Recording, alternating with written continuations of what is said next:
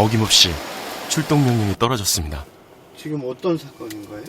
네, 지금 누가 가정집에 아마도 누가 들어와서 술 먹고 행패를 부르고 있는 것 같은데요. 아마도 아는 사람들이 아닐까 싶습니다.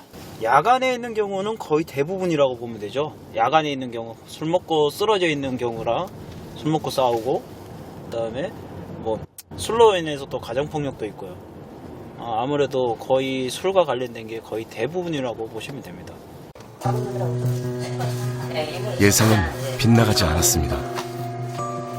지금 손해보는 게 있어요? 그런 거 없어요. 근데 왜 계속 여기에서 욕을 하고 그런 거 없어요. 우리 또 막 욕하고 계셨잖아요. 그 욕한 거 아니에요. 그럼 누구한테 욕설을 한 거예요? 앞에 아무도 없었는데.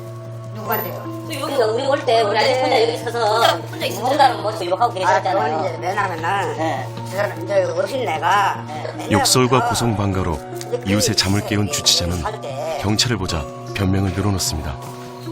이 주치자 때문에 벌써 두 번째 출동입니다. 알코올 의존증, 흔히들 말하는 알코올 중독자입니다.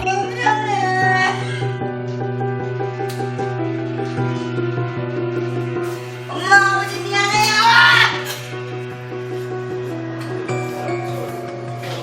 술은 실수가 없더라고요. 내 몸을 그냥 또 파고 들어와가요. 박살을 내는데 거의 폐인이 또 다 돼가지고 이 병원에 들어와서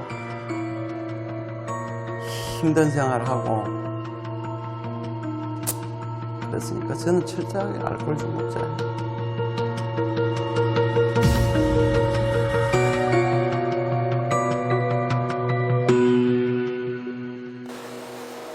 일단 말씀드리고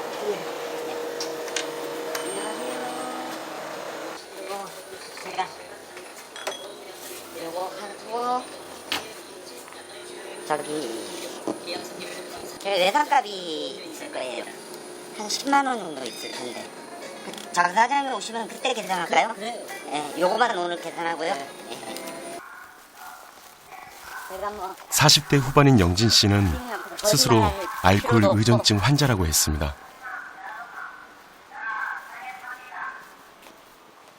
조금 이제 줄었는데 전에는 진짜 하루도 안 먹으면 안 됐었어요. 그때는 하루에 진짜 아까도 말씀드렸지만 5병 보통 기본이고 많이 먹을 때 8병, 9병까지 먹고 그랬어요. 진짜 되게 뭐라 그러나 좀 막 살았어요. 신났네. 난 저거 새벽에는 샀어. 좀 위에 애들하고 같이 놀으라고. 술병만 보면 막 열이 확 받치는 게 하잖아. 신경질이 확 나죠. 아 진짜 왜 그래 좀. 어머니 눈치가 보이지만 술을 안 마실 순 없습니다. 이 세상이 다 있잖아. 알코올. 술 먹는 사람은 사람으로 취급을 안 해. 알코올 의존증 환자가 전국적으로 한 100만 명 된대. 그 중에 한 명이라고. 술 때문에 직장도 가정도 다 잃었습니다. 70이 넘는 어머니가 일을 해 겨우겨우 생활을 이어가고 있습니다. 무직인 김영진 씨는 기초생활 수급자 생계비를 받아 술값으로 충당하고 있습니다. 난 저 솔직히 술병 들고 나가면 창피해서 들고 나가기 싫어. 창피해 그게. 창피하지 뭐안 창피하나. 아들이 천하만 먹고 놀면서 술병이나 수두르면 뭐 그런 돈이 어디서 나오는데. 아니 본인은 얼마나 환장하겠어요. 예? 그냥 아침에 눈 딱 뜨면은 아씨 슈퍼 문 열었을까?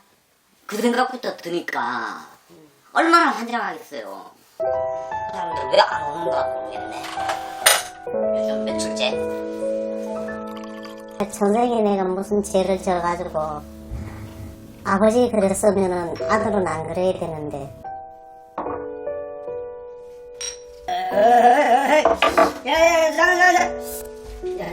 그래서 막 그걸 패고 싸우고 막 그렇죠.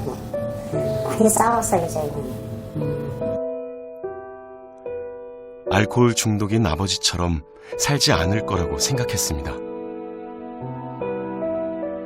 24시간 돌아가고 막 그런 일이 많이 있었거든요. 야간 작업하고. 그러다 보니까 이제 인부들하고 자꾸 이제 어울려서 이제 먹게 된 거예요. 그러니까 밤낮이 막 바뀌고 막 뒤집어지고 막 그러는 거예요. 그때부터 이제 좀 먹기 시작했는데. 그러나 어느새 아버지를 대물림하고 있었습니다. 음주 걸려가지고 집안처럼 날렸어요. 음주운전 걸려서? 예, 9번을 걸렸어요. 그래, 뭐, 그 기간만큼 지나고 나면은 또 새로 가서 따면은 금방 따였어요. 그러고 나면 또 얼마 안 있으면 또 걸려요. 지금도 그러니까. 술이 문제라며 그까지 술을 왜 못 끊느냐며 부모, 형제, 친구들에게 수없이 비난받았습니다.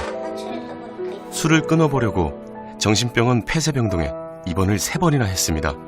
그러나 여전히 알코올 의존증 환자로 되돌아왔습니다. 음주라는 것이 이렇게 습관화되는 데는 크게는 술 마시고 즐거워하는 우리의 그 이런 보상 중추도 작용을 하지만, 두 번째는 우리의 뇌에 있는 전두엽 부분은 이런 행동들을 조절하고 또는 이거를 이제 나쁜 행동이라는 게 하지 못하게 하는 기능을 하는데, 중독이 되고 술 많이 마시면 이 기능이 떨어져요. 그리고 습관화되면 아무 생각 없이, 의식 없이, 또는 어떤 의도 없이 그냥 반복된 행동을 할 수밖에 없고, 그 행동을 계속 반복하게 되죠. 술 마시고 어떤 나쁜 행동을 하고 후회하고, 이 하나가 한 사이클로 되는 것이 바로 중독이에요. 그러니까 술 먹고 운전하는 분들, 술 먹고 운전해서 음주 걸리는 사람은 대부분 재발할 가능성이 아주 높죠. 춘천의 한 병원의 중환자실입니다. 아니면 아침보다 얼굴이 더 나아지신 것 같은데. 네? 약 드셨어요?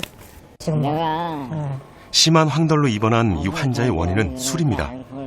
술로 인해 간세포가 파괴되면서 염증으로 발전한 알코올성 간염이 있는데도 술을 계속 마셨던 것입니다. 술 때문에 병원 신세를 진 것이 한두 번이 아니라 술을 끊어야 한다는 것을 누구보다 잘 알고 있습니다. 네, 뇌세포가 죽습니다. 예. 한번 봤는데 네. 그쪽으로 절대로 사람이 갈 길이 아니에요. 단전을 하되, 단전은 어느 정도 해야 되냐면 아무리 굉장히 높게 먹지 않으면 단전 안 돼요. 무슨 말씀인지 그래서 먹잖아 이렇게. 그럼 이번엔 독하게 좀 나은 걸 먹어보실까요? 네. 어떠신가? CRRT는 지금 이 환자 역시 술 때문에 생사의 갈림길에서 사투를 벌이고 있습니다. 세계보건기구는 2016년 우리나라 사망자의 7.6%가 술이 원인이라고 했습니다. 오른쪽 폐야에 여기 이렇게 갈비뼈에 쌓여있는 이 부분이 전부 폐렴에 해당하는 소견입니다. 왼쪽 오른쪽에 다 있지만 특히 오른쪽이 심한 상태입니다. 술을 많이 마시면 감염의 빈도가 아주 뚜렷하게 높아져요. 특히 결핵도 많아지고 폐렴도 많아집니다. 또 한 가지는 암입니다.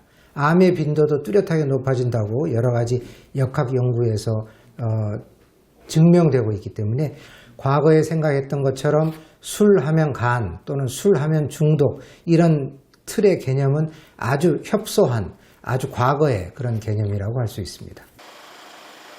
알코올 의존증 환자 김영진 씨를 다시 만난 곳은 경기도에 있는 알코올 치료 전문 병원입니다. 자신의 술 때문에 어머니와 딸이 지쳐가는 모습을 보고 다시 병원 치료를 결심했습니다. 내가 왜 이렇게 다른 사람들을 하는 식으로 못 사나 그런 생각도 들고,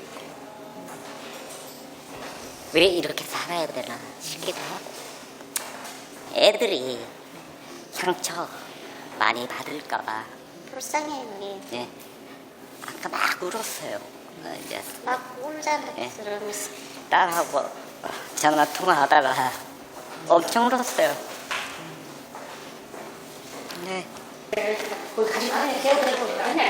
김영진 씨처럼 제발로 병원을 찾아오는 알코올 의존증 환자는 그리 많지 않습니다.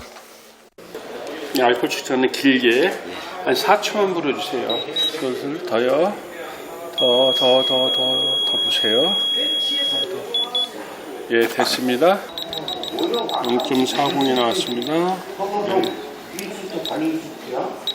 일단 오늘 혈중 알코올 농도 0.4. 만취를 넘어 의식을 잃을 수 있는 위험한 수치입니다. 술을 마시지 않았다면 이렇게 병원에 오기가 쉽지 않았을 것입니다. 김영진 씨의 첫 번째 치료는 몸에 있는 알코올을 빼내는 해독과 금단 증상을 극복하는 것입니다. 손 피셔도 돼요. 힘드셨어요? 조금 더. 며칠 동안? 죽을 심정이었어요. 아이고. 조금 기다려요. 네. 좀 편안하게 좀 쉬고 싶다. 계속 막 이제 술에 시달림 당하고 주변 잔소리에 시달림 당하고 하다 보니까 그냥 편안하다는 생각만 들어요 지금. 해독 과정에서 어떤 금단 증상이 있는지를 살펴보기 위해 관찰캠을 설치했습니다. 밤새 잠을 못 자고 뒤척이며 일어났다 누웠다를 반복했습니다. 다른 알코올 의존증 환자에 비해 경미한 수준입니다.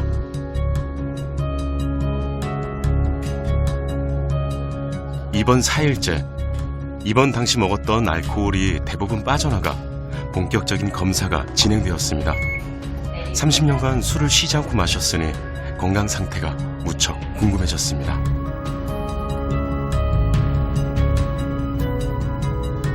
배 한번 쭉 돌려보시고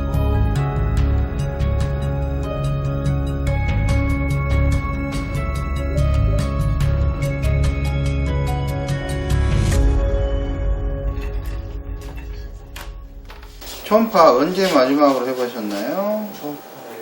작년 정도 그때 이상이 있었어요? 이제 간에 지방간 약이 있습니다. 간 수치가 정상인 경우에 40 이하가 정상이거든요. 근데 쌤 같은 경우에는